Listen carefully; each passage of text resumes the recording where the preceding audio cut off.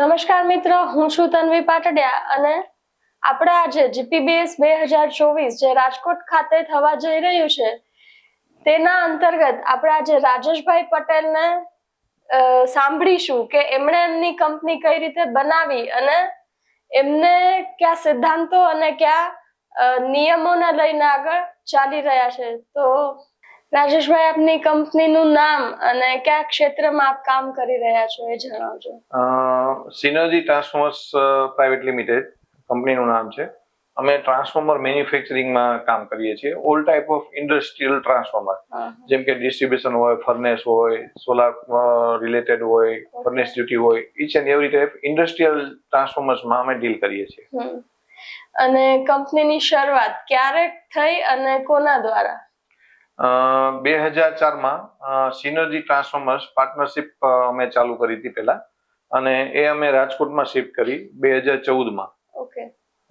Synergy Transformers private limited તરીકે, અને એ પાસ્ટમાં 2004માં કેશોદમાં અમે મેન્યુફેક્ચરિંગ કરતા હતા। 10 વર્ષ ત્યાં ચલાવ્યું અને પછી અમે રાજકોટમાં શિફ્ટ કર્યું। ઓકે। અને આ કંપની શરૂ કરી એની પાછળ કઈ એવી રસપ્રદ ઘટના, રસપ્રદ વાત હોય તો એ શેર કરજો। એમાં એવું છે મેડમ, મારા ફાધર છે ને એ ગવર્મેન્ટના બધા કોન્ટ્રાક્ટ કામ કરે છે, જેમ કે ટ્રાન્સફોર્મર ગવર્મેન્ટના ફેલ થાય તો રિપેરિંગ કરવા, એ 89 થી કામ કરતા હતા। 89 થી કામ કરતા હતા અને મેં પપ્પા સાથે 96માં 12 પાસ કરી અને સપોર્ટ તરીકે પપ્પાને બિઝનેસ જોઈન કર્યો એજ્યુકેશન સાથે। એ ટાઈમમાં જોયું કે ક્વોલિટીની બહુ અછત હતી, કે જે માર્કેટમાં સારી વસ્તુ લેવા જઈએ તો પણ મળતી નહીં, અને આપણે બધાને એવો ક્રેઝ હતો કે બહારથી ફોરેનથી વસ્તુ આવે એ સારી હોય, ઇન્ડિયામાં સારી ના હોય। પણ એ વસ્તુ પહેલેથી મને એવું મગજમાં હતું કે આપણે પણ કેમ ન બનાવી શકીએ। તો ત્યાં બધી કંપનીના ટ્રાન્સફોર્મર્સ આવતા અને એમાંથી ક્યાંક કોઈ વસ્તુ સારી જે લઈ અને એમાંથી મને એવી એક પ્રેરણા મળી કે આપણે કેમ ન બનાવીએ, અને એ મુદ્દે મેં થોડો અનુભવ લીધો 5-7 વર્ષ સુધી રિપેરિંગનો, અને પછી મેન્યુફેક્ચરિંગ ઇન્ડસ્ટ્રીમાં અમે શરૂઆત કરી। ઓકે। અને અહીંયા સુધી આજે પહોંચ્યા, એક સફળ બિઝનેસમેન, વ્યવસાયકાર બન્યા, તો એની પાછળ કયા સિદ્ધાંતોને લઈને ચાલો છો? જેમ મેં તમને કીધું ને કે ક્વોલિટી માર્કેટમાં અછત હતી, તો એનો અમને એ બેઝ ઉપર અમે ચાલ્યા કે જે માર્કેટમાં જોઈએ છીએ પણ મળતું નથી। જેવી કે કોઈ ઇન્ડસ્ટ્રીઝ નાખતું હોય તો ટ્રાન્સફોર્મર છે કંપનીનું હાર્ટ હોય, તો હાર્ટ જો ફેલ થાય તો ઇન્ડસ્ટ્રી બેસી જાય। તો એવા પ્રશ્નો બહુ બનતા હતા, અને એ ટાઈમમાં અમે ટ્રાન્સફોર્મર મેન્યુફેક્ચરિંગમાં આવ્યા, નવી ટેકનોલોજી સારી ગુણવત્તા સાથે આવ્યા। જ્યારે એ ટાઈમમાં પણ જે ક્વોલિટી મળતી હતી એનાથી 2 સ્ટેપ આગળ વધારે એફિશિયન્ટ ટ્રાન્સફોર્મર બનાવી અને કેશોદથી અમે અહીંયા રાજકોટમાં કે ઓલ ઓવર ગુજરાતમાં સપ્લાય કરતા હતા। પણ ક્વોલિટીને જોઈ લોકો, એ જ અમારું ખુદ જે અમારા કસ્ટમર છે એ જ અમારું માર્કેટિંગ કર્યું, અને અમારી ડિમાન્ડ વધી કે જે ભાઈ ક્વોલિટી જોતું હોય તો સિનર્જીમાં મળશે। ત્યારે અમને ઘણા પ્રોબ્લેમ્સ આવ્યા હતા, જેમ કે કોમ્પિટિશન, પ્રાઇસના ઇસ્યુ આવે, કે પછી આપણાથી મોટા સિટીમાંથી મોટી કંપની કોઈ આપણી સામે આવે, પણ છતાં અમે અમારા સિદ્ધાંતો જેમ કે ઓનેસ્ટલી ચાલવું, કમિટેડ વસ્તુ આપી અને ક્વોલિટી બેસ્ટ નવી ટેકનોલોજી સાથે કેમ આપવું, એના કારણે અમે સારી રીતે સફળ થયા। અને અહીંયા સુધી પહોંચ્યા એટલે દરેક વ્યવસાયમાં મુશ્કેલીઓ તો આવતી જ હોય, તો એવી કઈ મુશ્કેલી આવી હોય કે એવું થયું હોય કે હવે નેક્સ્ટ શું કરીશું એ ન ખબર હોય, તો એ કઈ શેર કરજો। એવું તો વારંવાર બને જ છે, જેમ કે પહેલી વખત અમે મેન્યુફેક્ચરિંગ ઇન્ડસ્ટ્રીઝમાં આવ્યા તો અમારા ઘણા પ્લેયર્સ હતા, અને સૌરાષ્ટ્રમાં તો લગભગ હું પહેલો હતો, પણ ઉત્તર ગુજરાતમાં અમારા ઘણા સપ્લાયર્સ છે, જે 40 થી 50 સપ્લાયર્સ હશે। અને એ ટાઈમમાં અમે એન્ટ્રી કરી ત્યારે અમને પહેલા તો પ્રાઇસના ઇસ્યુ આવતા હતા કે ભાઈ તમારી પ્રાઇસ થોડી વધારે છે, પણ એની સામે અમે અમારી ક્વોલિટી પકડી રાખી।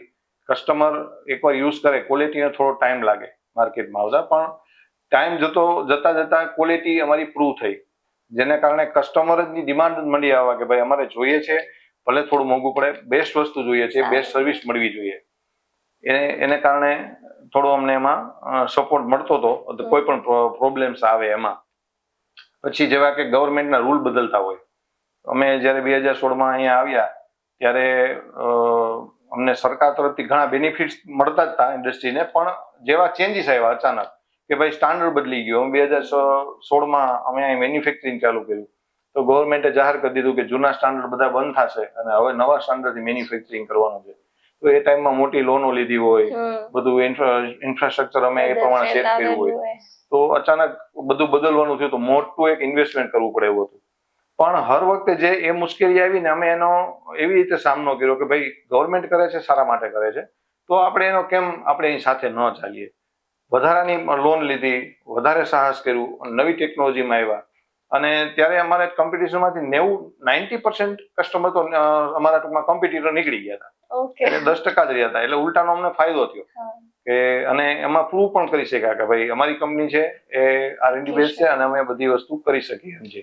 પછી સેકન્ડ વસ્તુ કે જીએસટી આવી, તો જીએસટી માં સેમ વસ્તુ થઈ કે અહીંયા લોકોનો કલ્ચર હતો કે ભાઈ ટેક્સ થી બધા ડરતા હતા, તો જીએસટી આવ્યો એટલે એનો પણ ફાયદો થયો કે ભાઈ બિઝનેસ એમાં ઉલટાનો ગ્રો થયો. અને ભવિષ્યમાં આપ સિનર્જીને ક્યાં જોવા માંગો છો? સિનર્જી એટલે આમ તો મેડમ એનો મિનિંગ જ એવો થાય કે બે શક્તિ મળી અને એક મહાશક્તિ એટલે સિનર્જી.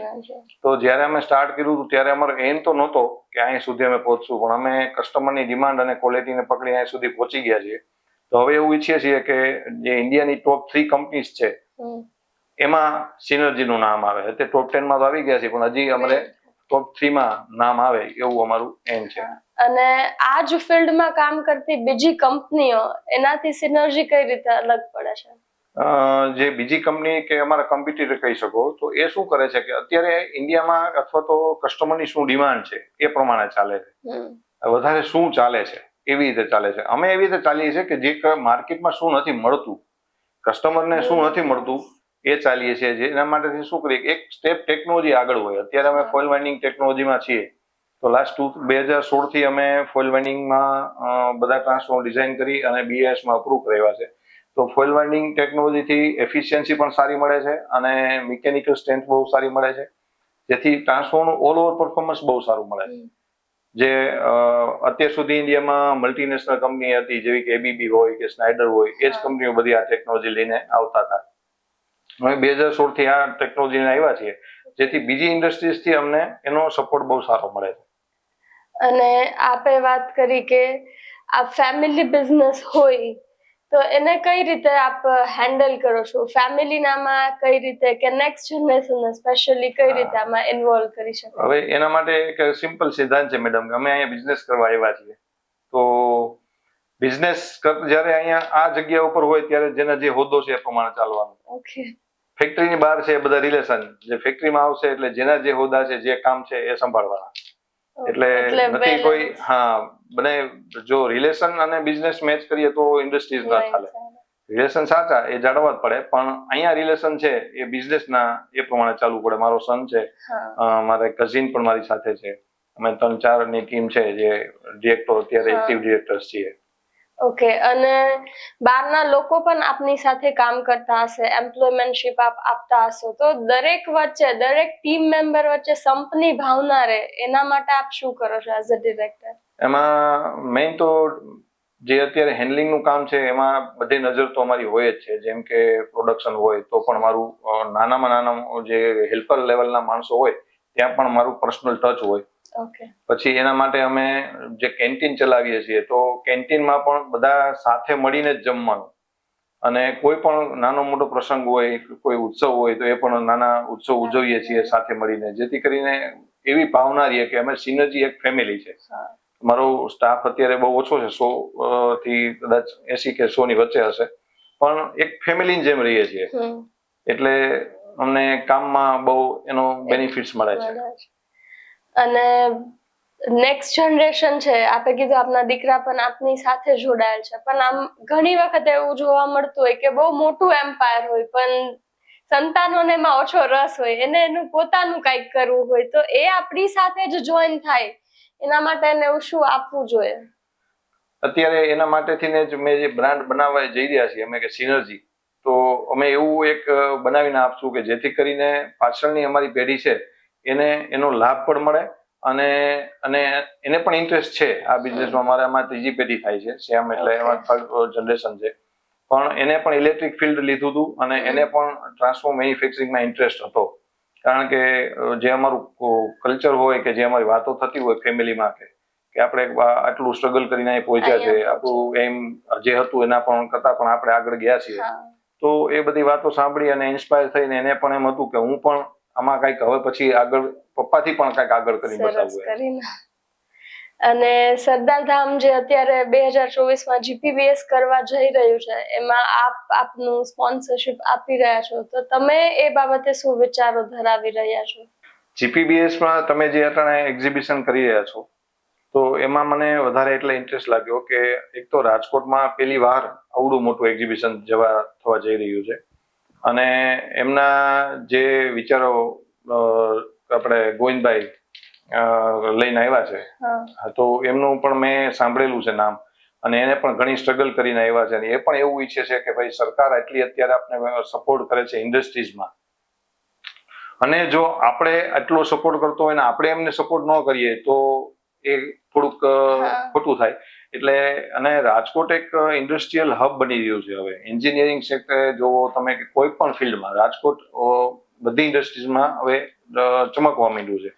તો સરદારધામ જે અત્યારે તમે એક્ઝિબિશન કરી રહ્યા છો, તો એમાં પાર્ટિસિપેટ કરવાથી અમારી પણ કંપનીનો ફાયદો છે, અને એ કરવાથી કન્ટ્રીનો પણ ફાયદો છે. જે અત્યારે આ વર્લ્ડ લેવલના માણસો બધા આવશે, તો એક અમારી બ્રાન્ડનું પણ મોટું નામ થશે, અને એક રાજકોટમાં પહેલી વાર થઈ રહ્યું છે, તો અમે અમારા તો ઘર આંગણે છે, તો હવે અમે આને કેમ મિસ કરી શકીએ. એટલા માટેથી ને અમારો એવું હતું કે આપણે ખાસ જોડાવવું જોઈએ.